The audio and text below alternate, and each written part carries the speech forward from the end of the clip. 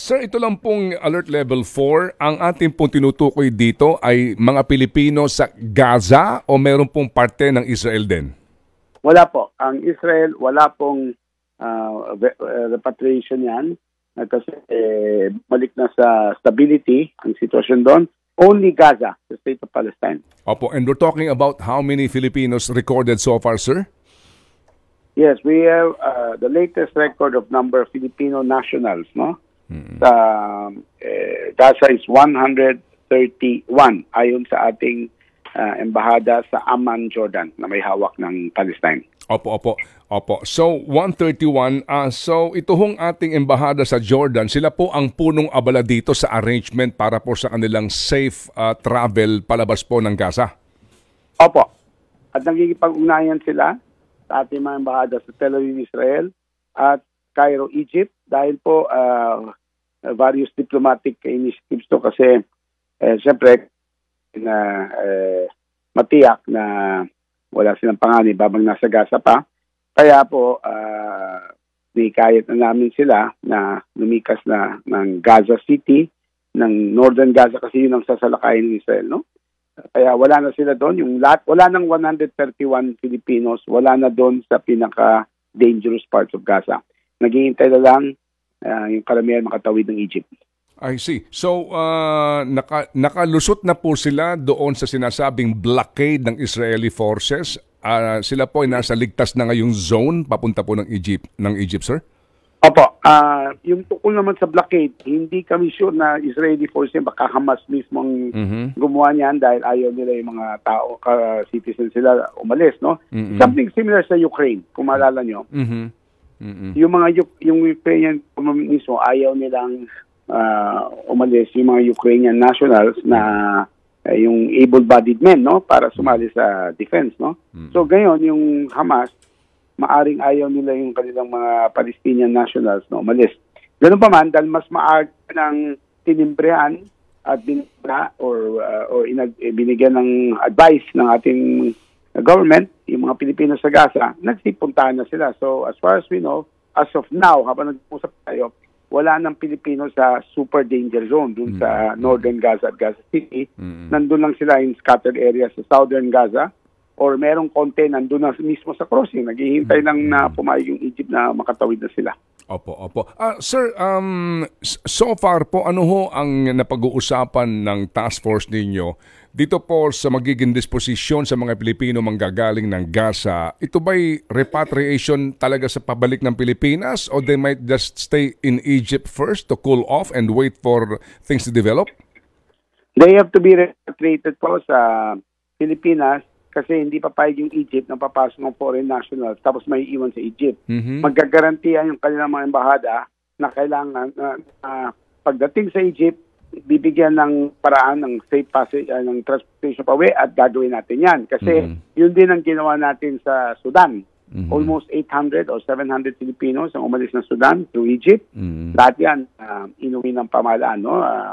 Gastos ng DFA, ng DMW, ng OWA, ganun po, no? Ganun din mangyayari ngayon. Meron yan reintegration program under DMW at OWA, no? Yung tutulungan siya makuha ng trabaho, reintegrate dito. Ang hindi ganun po yung situation kung immigrant. Mga residents. At iba dyan, mga minors. Iba dyan sa 131 Filipinos, minor de edad, mga anak ng mga Pilipina with their Palestinian husbands. Meantime, sir, ano ang alert level natin sa Israel? Ito pa rin na, ibig sabihin, walang repatriation pero wala na munang pagpapadala ng workers. So far, sir, ang kumpirmado pong patay na Pilipino dito po sa nangyayaring gulong ito ay 3. Ano po? 3 po at nagkikidalamhati muli tayo sa lahat ng pamilya at malaking karangalan sa amin pagsilbihan ng ating mga OFWs, sa mga ating mga kababayan sa abroad dahil tunay na bayani sila tulad ng mismo yung pinupuri sila ng mga Israeli. Alam niyo yan. Opo. At yung pong missing na 2, meron na ho kayong balita? 3 po. Tatlong missing. Opo. Ano pong balita po, Yusek?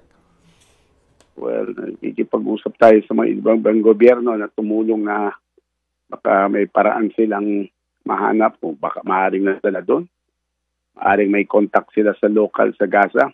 So wala pa tayong balita, no? Maraming meeting, pati mga ibang nationals, hindi lang Israeli o Filipino. So we hope and pray na matagpuan pa sila. Maaring nagtatago lang sila sa Israel o maaring ayaw lang na magpakita. So sana ganun po. Opo. Doon po sa mga hawak ng Hamas ngayon na mga bihag po at iba ay mga dayuhan, meron ho ba kayong informasyon din tungkol po dito sa posibilidad na baka hawak po itong 3 missing na ito ng Hamas? Unfortunately, anything is possible, no? Wala tayong strict verification na may hawak nila yung 3 kababayan natin, no? Yung 3 niyan ang mga Pilipino, sila lang ang walang contact, ang unaccounted for, no? Maaring hawak sila ng Hamas, maaring namatay somewhere, sana hindi po. At of course, meron tayong ginagawa mga discussions with people kung tignan kung including with the government, siyempre, kung magtutulungan tayo kung paano. Kasi hindi lang naman Pilipinas, ang daming governments na may problema. Alam mo, may nababalitaan kayo, may nakakauwi na galing Israel na ibang layuan, no? Pero pwede yun, pati Filipino. Meron na tayo mauuwi from Israel sa Tuesday, no? Pero wala pa from Gaza. Wala pang makalabas from Gaza. So nag-usap-usap kami kasi lahat tayo, meron tayong mga citizens na wala. Opo. Yusek, ito ang report kasi 30,000 daw po yung OFWs na recorded, no? Israel. Opo, Israel. Opo, sa Israel, sa Israel. So, 35,000 kasama na yung 5,000 na undocumented. Ano ba ho talaga ang bilang ngayon at ilan po ang accounted na safely na ating masasabi? Opo. Sa Israel po, we say there's 30,000. Possible lang kung bilang ng documented 35. Maaari. Baka sabihin lang natin 35. As far as we know, as far as the Philippine Embassy under Ambassador Junie Lailo, are concerned, no?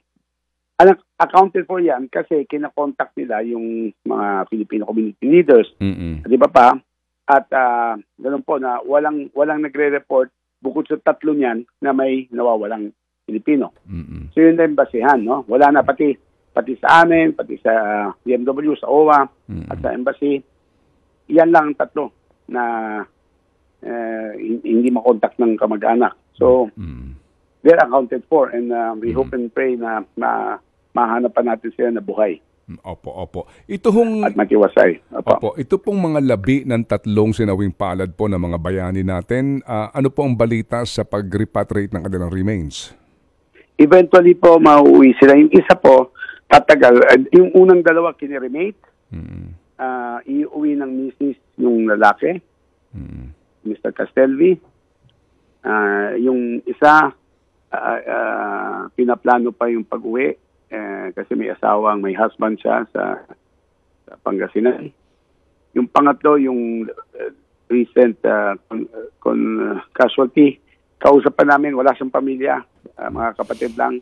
So kung anong decision nila, hinihintay pa natin kung ano yung final arrangements. Pero nagko-cooperate naman yung Israel dyan at mauuwi rin yan at i-report namin sa inyo. Opo, sige po. Meantime, sir, ilan po ang nag-voluntary repatriation, nagkukusa po dyan sa Israel, pabalik po ng Pilipinas at kailan po ang dating kung meron man? Opo, may 22 na nagpaparinig na gusto nang umuwi ng Pilipinas. Hindi sila galing South Israel, galing sila Tel Aviv area pero nawalan ng trabaho. Dahil nga itong mga hostilities. May 17 na iuwi na, cargo to ng OWA at ng Department of Migrant Workers. Sa Martes sila uuwi.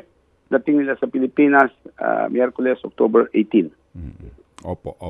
Sige. Tapos hintay tayo ng iba pa. So, magkakaroon pa ng susunod na batch. Ang sabi ni Mr. Kakdak, pwede kayo magkapanayam sa kanya. October 20, magkakaroon ng pangalawang batch. Hindi pa natin tiyak ilan sila. Basta October 17, 17. Opo. Ang darating. Opo. Sige po. Opo. Mabuhay po Mr. Filon. We're doing what we can. Yan lang ang mensahe namin sa public at pagrasalan natin yung mga kababayan natin sa Israel at Gaza. Opo. Yes, sir. The government is working for you. Opo. Salamat po na marami. Yusek sa informasyon. Mabuhay po. Mabuhay.